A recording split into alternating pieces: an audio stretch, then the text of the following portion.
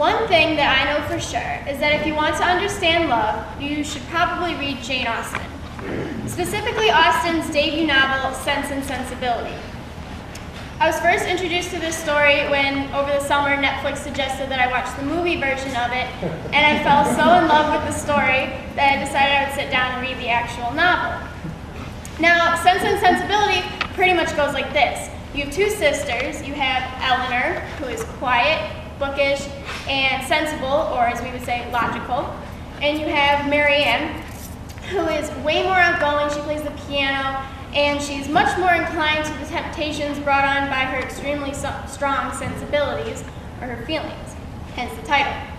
Now, Eleanor falls in love with this guy Edward, and Marianne falls in love with Willoughby, but Willoughby doesn't love Marianne, and Edward is already engaged. So Edward gets dumped by his fiancée and declares his affections for Eleanor, and Marianne ends up with this Colonel guy. Now, there's this one poignant scene towards the beginning of the novel where Marianne forces Edward to read Shakespeare aloud with her and becomes very frustrated with how boring he reads it. Now, Eleanor, on the other hand, sees no problem with this. She understands that even though Edward's reading was dry and unexciting, he was putting himself out there and he was being vulnerable. And one of the scariest parts about love is the vulnerability that comes along with it. When you're standing there talking to that one person and your stomach is full of butterflies and your heart rate is speeding up, you might as well be standing there without any pants on. However, putting yourself into that nerve-wracking state is the only way that you will get to that place of absolute bliss, that is being with that one person that lights up your entire world.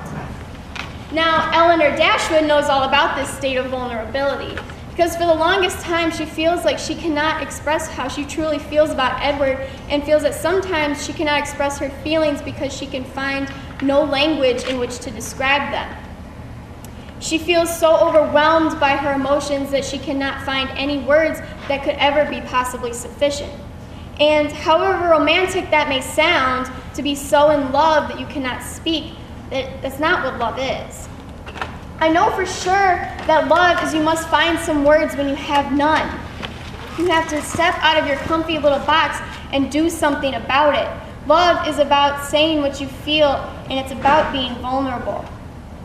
And Edward and Eleanor, they see this. Edward in particular knows that if he never takes that walk up to Eleanor's house at the end of the novel and declare his affections for her and tell her that his heart is and always will be hers, she'll never be his wife.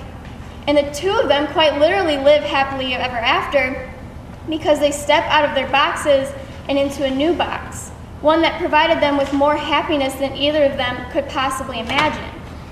So, what does an almost 200-year-old novel still have to say about my life today?